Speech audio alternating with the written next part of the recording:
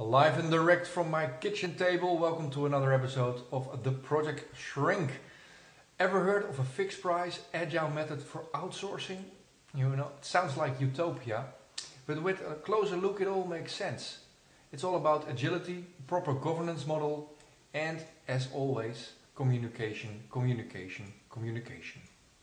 Exigen Services developed Flex Agility, an outsourced fixed price agile-based application development offering. I'm intrigued.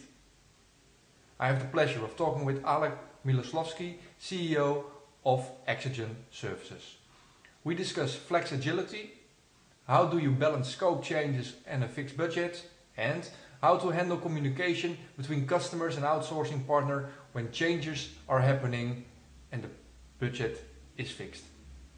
What is flex agility? Flex Agility is a packaged services offering that Exigen Services has introduced on the market about a year ago. It is a combination of an agile software development methodology and of a set of commercial or contractual terms that allow to fix price the offering, sort of limit the risk, the budget, the duration of the project, while also giving us, the supplier, the economic incentive to deliver the biggest or the best value for unit of money spent for the customer. So the focus of Flex Agility is to try and, rather than simply offer a labor cost reduction, to focus sort of on economic returns and on maximizing the value of money spent for software development. Agile lets you have variable scope, fixed price traditionally not. So Agile reduces the risk for non-desired results. Fixed price eliminates the risk for budget overruns. How do you make sure both objectives are in line? Well, basically, the good old-fashioned way, you have to fix something, you're correct. So while allowing the Agile methodology to be the one driving the project, we also commit or fix certain other deliverables, such as a velocity of development, for instance, which in essence means productivity. We employ a variant of governance during the project to decide what to do and what not to do based on combination of complexity and economic value, which allows you to do the most valuable things first in the project, so that even if you fix the scope or the time you spend on the development project, you still guaranteed to maximize the value of the money that you had spent. In cases where the subject matter is well known by us, we can certainly also fix and guarantee the actual deliverables. In other words, if we can correctly estimate, which obviously is the most difficult part always, but if we can correctly estimate the complexity of the tasks and the customer can correctly or well explain to us the economic value of various things inside the project. Then we can also fix the scope and vary the manpower, which is our risk.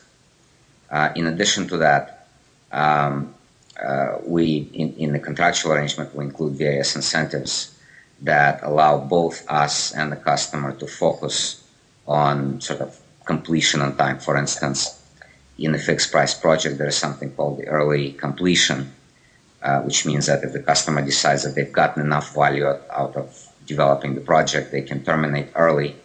They, in essence, pay us a little success fee, which is a fraction of the balance, and that way they can get exactly what they want, while our margin, in essence, on that project goes up, which improves our economics and allows me to incent the team to sort of act properly and be aligned with the delivery for the customer. Outsourcing projects are infamous for communication problems. Agile provides, like you said, changing specifications or at least changing scope, and fixed price provides you with a rigid fence. How do you make this work?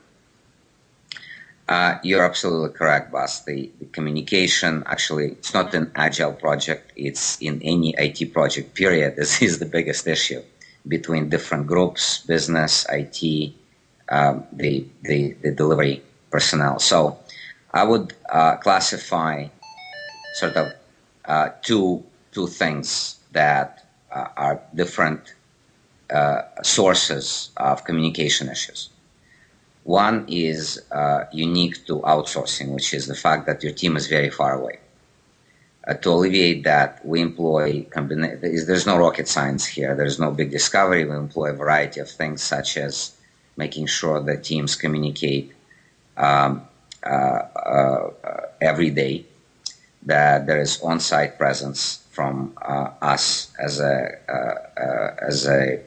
delivery entity here that serves as the on-site communication link, or at least in the same geography.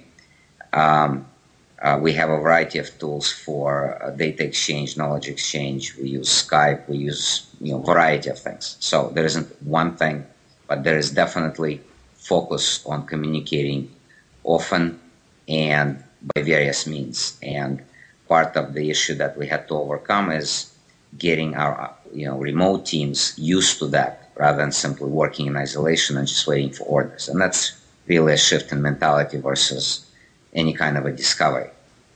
The other piece is really unique, I think, to Agile and the way we implement it, which is the governance of the project. That we will not engage in this kind of an approach unless there are people on the customer side that have the mandate and are dedicated to be with the team, to drive the decision making and to communicate sometimes daily. That's a big commitment.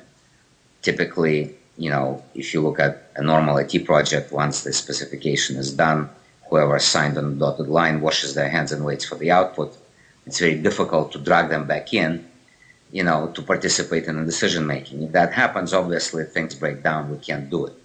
But if we spend the proper amount of time up front educating, how the governance of the project works, and that you can't really get the benefit of flex agility without, investing the time, finding the person who understands, can make judgment, and has the mandate to make a decision, then, obviously it's difficult. But oftentimes the economic benefit of doing things like that is really something that makes our customers dedicate the time and the effort.